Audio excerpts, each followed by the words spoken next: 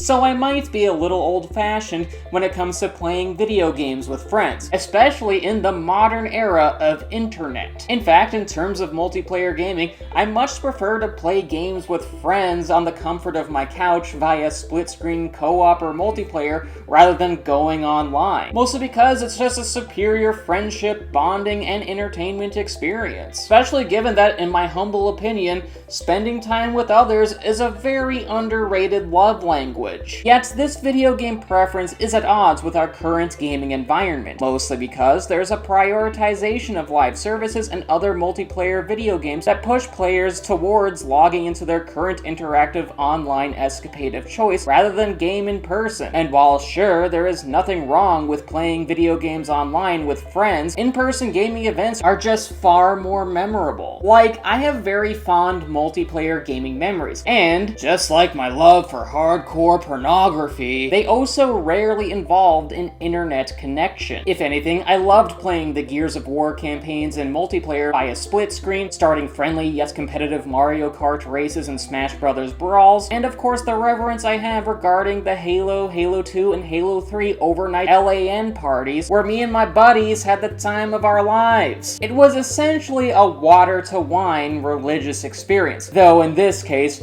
water to Mountain Dew would be a more apt metaphor. Blessed be thine gamer fuel. Yet, as I stated earlier, video games have moved away from featuring split screen or same couch co-op and multiplayer, with the exception of Nintendo, of course, who clearly see the value in same couch multiplayer gaming experiences like Mario Kart, Super Smash Bros., Mario Party, and such. Because Nintendo does what it wants. Nintendo doesn't give a fuck. That's how it created Kirby. Yet, aside from Nintendo, the rest of the industry pivoted to a different direction to where most titles can't be played cooperatively on the same couch. If anything, games are either single-player titles or, as is more likely in our current live service environment, multiplayer games that favor online interaction instead of in-person engagement. There's just not as much middle ground, and gaming has suffered as a result, given how a vast array of diverse gaming experiences would be healthy for this artistic medium. Otherwise, there are entire audiences of certain styles of games ignored by this industry's output, a market that is essentially starving for a type of interactive experience that has overall been undervalued by publishers for whatever reason. The industry might say, market trends, but I personally blame your children. No, not children in general, but your children specifically. They're just the fucking worst. And these underserved types of titles include split screen and same couch games, especially those with story-driven cooperative campaigns that can be played via split screen, which is the type of game that we are primarily focusing on today. Mostly because split screen renditions of these kinds of games have unfortunately fallen to the wayside, albeit with some exceptions. Even despite how these types of split-screen experiences were once ubiquitous with the medium in the middle to latter half of the Xbox 360 and PlayStation 3 console generation, to the point that it was arguably overexposed and acted as a detriment to their respective single-player campaigns. You know, because Resident Evil 5 had more problems than just the racism. But that's a topic for another day. Instead, I'd much rather discuss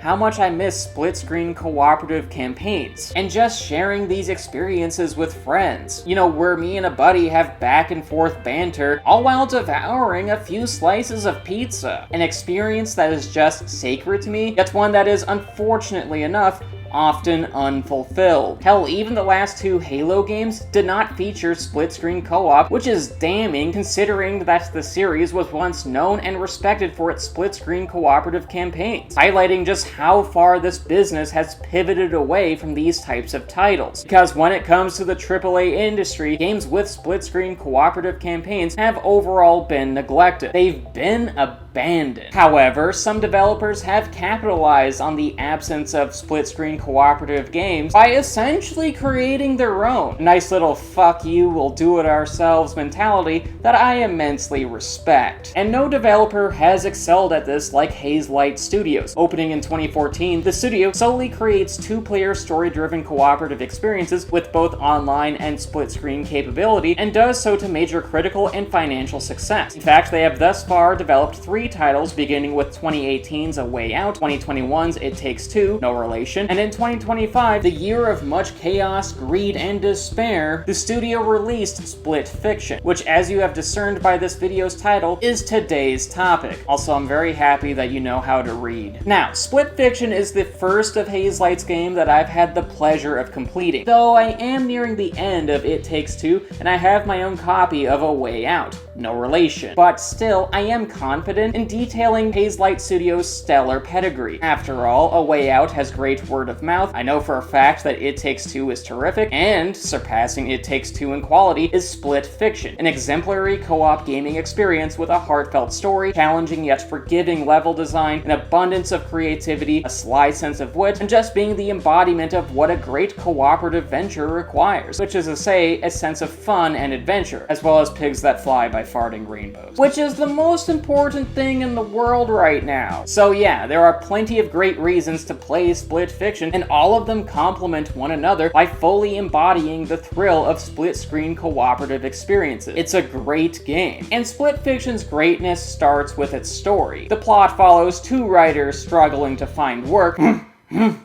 By adapting my life, this game chose violence. One is Mio, who is a jaded science fiction writer, and the other is Zoe, a bubbly fantasy writer. And when the two meet each other, they don't exactly hit it off. If anything, these two opposite personalities did not attract. No magnetism was found. And to add insult to injury, they had some choice comments for one another and harshly judged each other's storytelling interests. Genre racism has gone way too far, y'all. The reason for these two meeting up was due to how they, joined by other struggling writers, were visiting the corporate office of Raider Publishing in hopes of either attaining their big literary break or at the very least be compensated for their written work. But instead, they were shepherded into a laboratory where there was a gigantic machine, a machine created by the publisher's CEO, J.D. Raider, that allows the writers to enter a simulated reality of their respective story that they had submitted and experience its given world via a stasis bubble linked to the machine. And pretty much all the writers are on board with this, except for Mio, who, as a science fiction writer, has written numerous science fiction plots about advanced technology abused by shady corporations, and was thus very skeptical because her whole predicament reeks of a science fiction plot about advanced technology being abused by shady corporations, which, fair play to her, that's on brand. And due to the whole situation smelling rank, Mio initially rebels and attempts to exit the facility, but there is a scuffle between Raider and her, which results in Mio falling into Zoe's stasis bubble, something that freaks Raider out because the machine was only designed for one person per bubble, meaning that the machine could potentially overload and stall due to exceeding the limitations of its maximum occupancy. Hey, the local government inspector was very clear on this. Inside the bubble, Mio reunites with Zoe in one of her fantasy stories before the two travel through a glitch into one of Mio's science fiction stories, all before discovering another portal, transporting them back to one of Zoe's fantasy stories. This acts as the game's primary tutorial, all before one of these portals transfers their consciousness into an intermediary reality, i.e. they remain inside their stasis bubble, all while being outside of their own fictional worlds, meaning that they remain separate from the outside world. An outside world where they overhear Raider's master plan. See, Raider's machine is far more insidious than what he described. If anything, it isn't just a machine that allows writers to personally experience their stories, but is instead a device meant to extract all of a given writer's ideas, essentially committing theft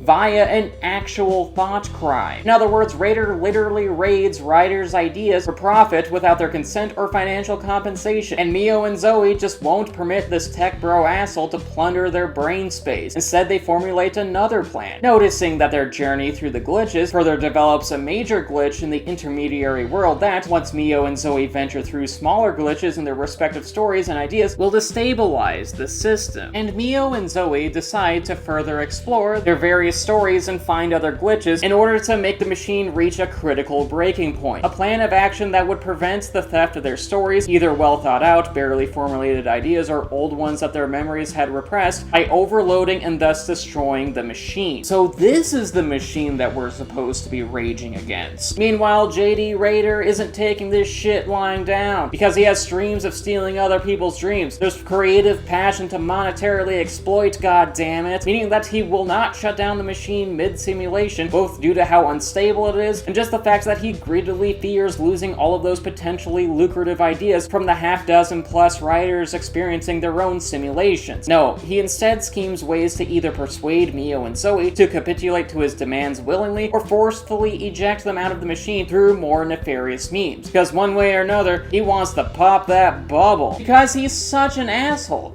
Fucking JD, no relation. And from there, Mio and Zoe must cooperate in order to take Raider and his machine down. Split Fiction's story is great, and is so for two reasons. Firstly, Raider's unethical gambit to pilfer creative ideas parallels how generative AI pilfers art, media, and information generally without authorial consent or payment, as well as the fact that it embodies how tech bros all too often desire to trample over the creative and occupational talents of others that devalues the human ingenuity behind artistry, so that's pretty relevant. And secondly, and more important to this video essay's thesis, Mio's and Zoe's character development is stellar. After all, Split Fiction's dynamic duo begin their adventure emotionally cold towards one another. They are essentially reluctant allies in a quest to stop Big Corpo Christe. If anything, there's a rift between the two, mostly because Mio adamantly refuses to reciprocate Zoe's inquisitive advances, where she wants to glean new information about Mio, which Mio shuts that shit down immediately, seeing as she doesn't care to make friends, and thus establishes an overall resentful personal barrier between the two. And story-wise, this is a smart, big-brain decision. Echoing It Takes Two, and probably A Way Out as well, though I haven't played that one yet, Mio's and Zoe's social relationship spawns from a place of dislike and distrust, and as far as character development goes, this means that for both of them, there is a lot of room for character growth, to which Split Fiction executes to perfection. Utilizing a foundation of disdain, Mio's and Zoe's character interactions and respect for one another eventually far surpass their abysmal initial first impression. In fact, Mio and Zoe discover traits and past personal struggles that actually unify them rather than wedge them further apart. Hell, they eventually strike a sense of mutual respect and rapport as their acquaintanceship eventually blossoms into a true friendship, one where they share their storytelling inspirations and even open up about their past traumas. And I'm not talking about playing Anthem, but instead actual deep and dark memories that are very difficult for them to process, which is just very emotionally engaging to us, the player. Mostly because, given these major character arcs, we fall in love with Mio's and Zoe's character quirks and interpersonal dynamics, all to the point that we care for their respective troubles and plights. In fact, I even cried at a few moments during this game, as I truly gave all the fucks about the well-being of these characters, as well as their respective friendship, meaning that Split Fiction's narrative swings eventually unveiled an abundance of depth, and I adored Mio's and Zoe's journey throughout the game as a result. It enthralled me. Admittedly, my love for Split Fiction's story doesn't really address my video's earlier thesis statement about split-screen cooperative video games. Sure, I dived into why I dug the storytelling weaves of this science fiction venture, but I didn't detail how the narrative forms a connective tissue with Split Fiction's cooperative nature. And we will go over that on the next video, because this one's kind of already running a little long for me, and thus requires a second part. See you on the next one!